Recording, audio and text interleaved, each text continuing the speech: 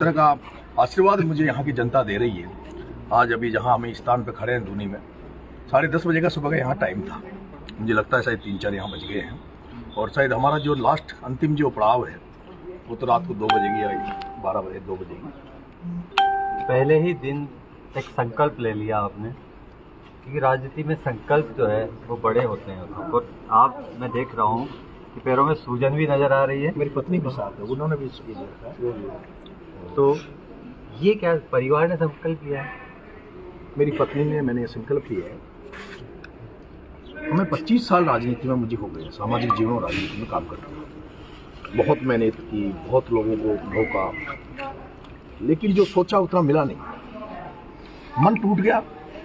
अब सोचा कि ईश्वर को याद करो, ईश्वर ही मदद करेगा। और यही कारण है कि हारे के सहारे खाटू श्याम दरबार में अब हाजिरी लगाई है। क्या क्या संकल्प ले लिए है? और खाटू बाबा से भी के दरबार में भी मैंने तो अर्जी लगाई है कि बाबा अगर मेरी पार पड़ जाएगी तो मैं चुनाव जो जीतूंगा तो टोंक में जो काउंटिंग होगी, काउंटिंग होने के बाद किसी नेता के दर पे नहीं जाएंगे, किसी पार्टी के दर पे नहीं जाएंगे, सीधा टोंक से सीधा पैदल यात्रा बिना उगाने पेड़ खाटू दरबार के यहाँ खाटू श्याम जी जाऊंगा। अच्छा, आज आप जो है पैदल चल रहे हैं, बिना चप्पलों चल रहे हैं, या प्रचार के दौरान जो है? देखिए, मैंने शपथ लिए, मैंने उकलाना में देलवार महाराज के मैंने दर्शन करके ये स्टार्ट करी थी और वहीं से मैंने स्टार्ट किया है कि मैं वहीं से बिना पैर, बिना चप्पल, बिना उसके नंगे पैर जनता के दरबार में जाऊंगा, जनता से आशीर्वाद मांगूंगा और जनता से कहूंगा कि मैं एक छात्र नेता रहा, छात्र राजनीति में रहा, जिसने छात्र और किसानों के लिए संघर्ष किया, लेकिन उन्होंने पार्टियों ने मुझे धोखा दिया। पार्टियों ने मुझे कभी पहचाना नहीं, मेरे संघर्ष को नहीं पहचाना। खास जनता मेरे संघर्ष को पहचाने, जनता मुझे पहचाने, मेरे बैकग्राउंड को पता करे, मेरा हिस्ट्री पता करे और उसके बाद मेरे पे विश्वास करके मुझे आजमाए। नरेश जी, हनुमान बेनीवाल से बात हो गई आपकी, रविंद्र भाटी का भी एक बयान सुनने को है। किन किन नेताओं ने आश्वस्त कर दिया है इस लड़ाई को लड़ने में आपका साथ देने के? देखिए, मैंने पहले दिन ही कहा, मैं कभी भी बिना सबूत कोई बात नहीं करता। मैंने भाई साहब हनुमान जी से बात हुई, आपके सामने हनुमान जी भाई साहब ने अपनी बात रखी। मैंने भाई रविंद्र भाटी से बात की, आज उन्होंने भी अपना स्टेटमेंट जारी कर दिया है।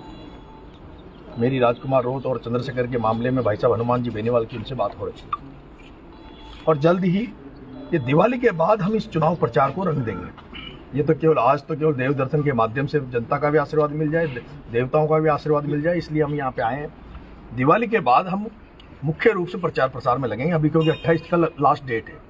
अभी तो बहुत सारे लोगों को, जो मेरा दौसा में लोकसभा चुनाव को देखकर बहुत सारे लोग असमंजस में पड़े हुए हैं कि कहीं नरेश मीणा बैक तो नहीं हो जाएगा, नरेश मीणा टिकट तो वापस नहीं, फॉर्म तो वापस नहीं ले लेगा। तो मैं कल लास्ट डेट है, उसके बाद 30 तारीख को हमें वो मिलेगा, सिंबल मिलेगा। सिंबल मिलने के बाद मैं दिवाली में यहाँ देवली न्याय की धरती पर मनाऊंगा।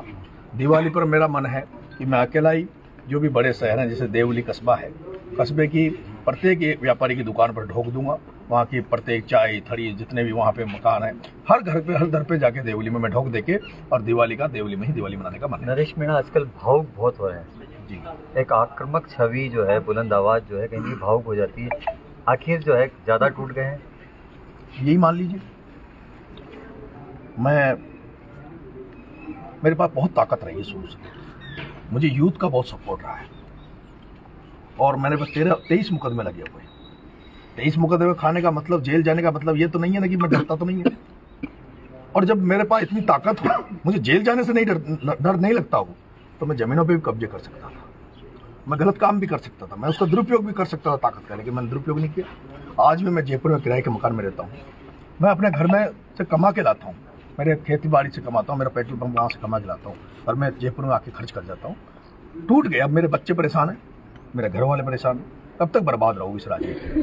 और जो राजनीति हम देख रहे हैं, राजनीति केवल पैसे वालों की हो गई। ये तो मैं किस्मत वाला हूँ कि आज मेरे पास 1 रुपया नहीं है, खाली हाथ निकला हूँ। उसके बाद भी सैकड़ों गाड़ियाँ मेरे साथ, जो युवा साथी हैं, जो साथ साथी हैं, जो बेचारे अब जो ठीक ठाक जगह हैं, वो मेरे लिए लगे हुए हैं। जिस तरह जनता जनार्दन का आशीर्वाद मुझे मिल रहा है, मुझे भरोसा है कि अब कम से कम जनता मेरे पे विश्वास करेगी। नरेश मीणा ने नामांकन भरा, 13 लोगों ने अब तक नामांकन भरा है, लेकिन त्रिकोणात्मक मुकाबला हमें नजर आ रहा है। मुकाबला राजेंद्र गुर्जर से है, कस्तूर चंद मीणा से है, क्योंकि आपने जो है 13 के बीच में जो 3 का जो मुकाबला नजर आ रहा है, उसमें 5 का बड़ा एक फिगर सामने निकल के आ रहा है। जब नॉमिनेशन करने आते हैं तो 5 लोग आते हैं परिवार के, और पोस्टर भी जो जारी होता है हम 5 साथ साथ हैं। तो ये 5 का जो सियासी पांडव जो है, 5 पांडव, एक फीलिंग आ रही है अंदर से। बिल्कुल सही बात कही आपने। कौरवों और पांडव और कौरवों का जो युद्ध था उसमें कौरवों की तरफ बहुत सारे लोग थे। भीष्म पितामह, द्रोणाचार्य, कृपाचार्य, विदुर, और एक तरफ पांडव थे। 5 पांडवों ने पूरी कौरवों की सेना को हरा दिया था। ये कांग्रेस और बीजेपी कौरवों की सेना है, जिसमें चाहे भीष्म पितामह भजनलाल को मान लो, द्रोणाचार्य अशोक गहलोत को मान लो, लेकिन 5 पांडव हनुमान बेनीवाल, भाई रविंद्र जी भाटी, भाई राजकुमार जी रोत, चंद्रशेखर आजाद और नरेश मीणा, अरे 5 पांडव ही नहीं है। हमें और जिस तरह का सपोर्ट मिल रहा है भाई, मेरे को कल मेरी बात हुई चंद्र प्रकाश सेनी जो माली समाज के। एक सवाल करना चाहूंगा कि 5 पांडवों की बात होगी, श्री कृष्ण कौन है? अब देखिए, ये जो यूथ है, जनता है, ये सब हमारे लिए तो भगवान है, श्री कृष्ण है। जनता जनार्दन ही श्री कृष्ण के रूप में हमें आशीर्वाद दे रही है। आप कुछ बता रहे थे, तो आगे भी बढ़ रहे थे, बात जो हुई। इसके अलावा भी हमें अब बहुत ज़्यादा लोगों से मदद मिल रही है। अभी एक माली समाज के आंदोलन के, आरक्षण आंदोलन के कर्ता धर्ता थे, अगुवा थे चंद्र प्रकाश जी सेनी, उनसे मेरी कल बात हुई है। उन्होंने कहा 2 दिन बाद में मैं भी आपके चुनाव में पूरी तरह से आपके साथ आ जाऊंगा। कभी सोचा था कि 7 फेरों के 7 बंधन के संग बनने वाली धर्म पत्नी जो है प्रचार में अब साथ साथ राजनीति की पिच पर भी साथ देगी आपका? देखिए, मेरी पत्नी जिला परिषद सदस्य रही है 2010 में 12 से। पिता भी राजनीति में रहे जी। और अब बीजेपी कांग्रेस के पास नेताओं की कमी नहीं है। अब हमारे पास तो कोई नेता है नहीं, हमारे पास तो मेरे छात्र भाई, यूथ भाई, ये लोग हैं। और परिवार जो है, मैं जयपुर में परिवार के साथ ही रहता हूँ, किराए के मकान में, बच्चे रहते हैं, बच्चों की भी छुट्टियाँ लगी हुई है, तो बच्चे भी जनता के दर्शन कर लेंगे, जनता के पैर छुएंगे तो जनता को लगेगा कि पूरा परिवार हमारे पास आया है।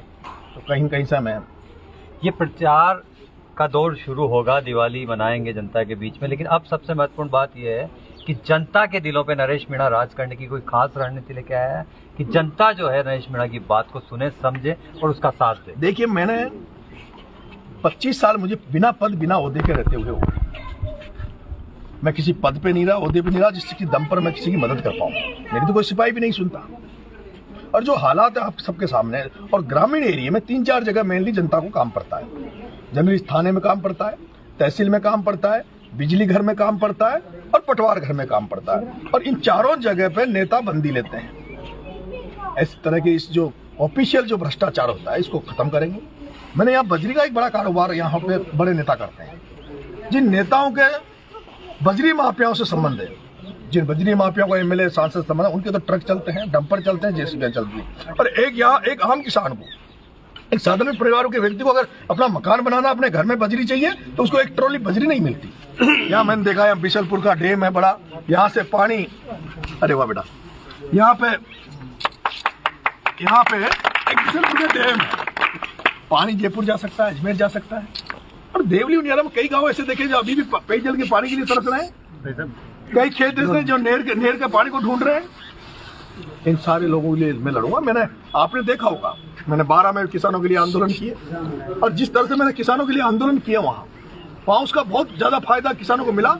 मैंने जब आंदोलन किया तो 81 करोड़ रुपए 12 के किसानों को बीमा के पैसे मिले। मुझे नहीं लगता कि देवली उनियारा में किसी नेता ने आज दिन तक ये कहा होगा कि किसानों को बीमा के पैसे भी मिलते हैं। अगर भगवान की दया से यहाँ के किसानों ने, यहाँ के युवा साथियों ने अगर नरेश मीणा को एमएलए बना दिया तो यहाँ के किसानों की फसलें टाइम टू टाइम पर मंडी में समर्थन मूल्य के कांटों पे चलेगी। 3,02,721 मतदाताओं से नंगे पैर वोट की अपील करने के लिए निकल चुके हैं सेवक बनके। किस तरह की उम्मीद है इस जनता से? पूरा भरोसा और पूरा उम्मीद है, जिस तरह का आज मुझे आशीर्वाद मिला है। और मेरे ये यूथ और छात्र जो भाई हैं, इन पर मुझे भरोसा है। मैंने इनको एक टारगेट दिया है कि दिवाली के बाद जो भी छात्र युवा साथी जो मेरे से जुड़े हुए हैं, प्रचार कर रहे हैं, वो प्रत्येक दिन सुबह उठते ही कम से कम 100 माता बुजुर्गों के पैर छुएंगे, और पैर छुएंगे, उनसे आशीर्वाद मांगेंगे, और उनके पैर चबी छोड़ेंगे जब उनसे उनका आशीर्वाद मिल जाएगा। वो हमें विश्वास है कि जब अभी शायद बुजुर्ग लोग अभी हमें नहीं पहचाने, जो छात्र युवा तो हमारे साथ आ गए हैं, थोड़ा टाइम लगेगा 2-4 दिन के अंदर, लेकिन जैसे जैसे यूथ और जो छात्र साथी उनको हमारे पुराने जो इतिहास बताएंगे तो 100% है कि यहाँ के बुजुर्ग भी हमें पहचानेंगे। अभी बीजेपी खुश हो रही है, आपके शब्द मेरे नहीं। बिल्कुल। लेकिन यही बीजेपी हो सकता है फिर बाद में जो है आज की स्थिति में कांग्रेस खत्म हो गई है। और आपने शायद, आपको ध्यान नहीं होगा, गहलोत साहब और डोटासरा जी यहाँ आए थे सभा में, उस सभा में आप भी पहुंच गए। और उस मंच का क्या हाल हुआ तो आपको शायद ध्यान नहीं है। उस सभा में आप भी पहुंच गए। हम पहुंचे थे बिल्कुल, ये दिखाने के लिए कि हमने टिकट मांगा था।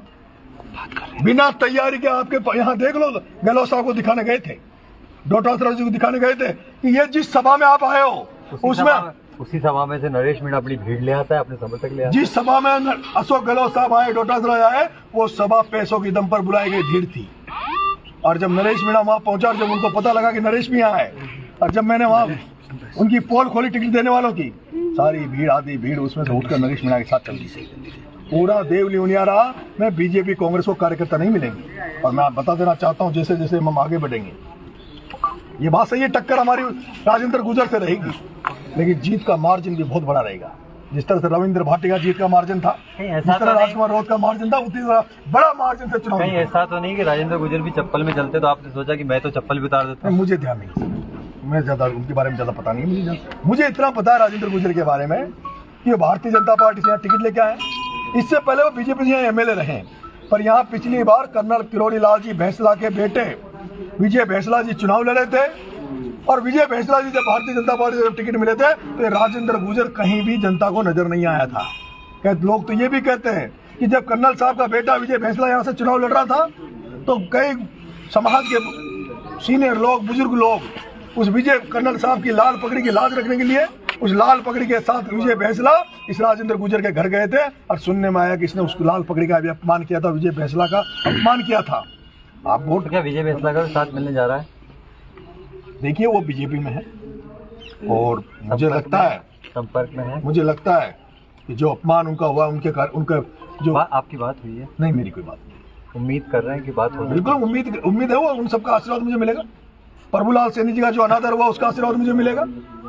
जिन जिन का अनादर यहाँ हुआ है, जिन जिन के टिकट काटे गए हैं, और ऐसे व्यक्ति को टिकट दिया गया जिसने 2023 के चुनाव में नरेश मीणा जीता है। नरेश मीणा की सियासत जो है, साफा पहनने वालों पे भी नजर है और बीजेपी पे भी नजर है, तो दोनों दलों के जो है देखिए, मेरा ये निवेदन है, कम से कम आप जहां भी रहो ना, वहां ईमानदारी से रहो और वफादारी से रहो। जहां भी रहो, कांग्रेस में हरीश चंद्र मीणा भारतीय जनता पार्टी से सांसद बनता है, कांग्रेस में आ जाता है, और कांग्रेस से ऐसे व्यक्ति को टिकट दिलाता है जो 4 दिन पहले बीजेपी का प्रचार कर रहा था। और भारतीय जनता पार्टी के हालात, जो राजेंद्र गुर्जर जो पिछली बार यहाँ बीजेपी को हरा रहा था, विजय भैंसला को हराकर हरीश चंद्र मीणा की मदद कर रहा था, उस हरीश चंद्र मीणा का इतिहास गुर्जर समाज अच्छी तरह जानता है। गुर्जर आरक्षण आंदोलन के बारे में पूरा गुर्जर समाज जानता है कि हरीश चंद्र मीणा कौन था, जब वो डीजी था, जब आरक्षण की लड़ाई चल रही थी, और उसने किस तरह से क्या कार्रवाइयां करी थी। गुर्जर समाज उस आदमी से पीड़ित था, उस आदमी को गुर्जर समाज उसके बावजूद भी राजेंद्र गुर्जर और हरीश मीणा को जिताया। अब इनका यही पैटर्न है, उसने उसको जिता दिया, अब हरीश मीणा उसको जिता देगा। ये तो राजस्थान की सियासत के बारे में भी यही कहावत है, एक बार तुम एक बार हम। उसी को तो चेंज करना चाहते हैं हम। ये जो 5 पांडव मिले ना, ये उसी को चेंज करने के लिए इकट्ठे हुए हैं। ये इकट्ठे केवल विधानसभा चुनाव के लिए इकट्ठे नहीं हुए। इस पर तो नजर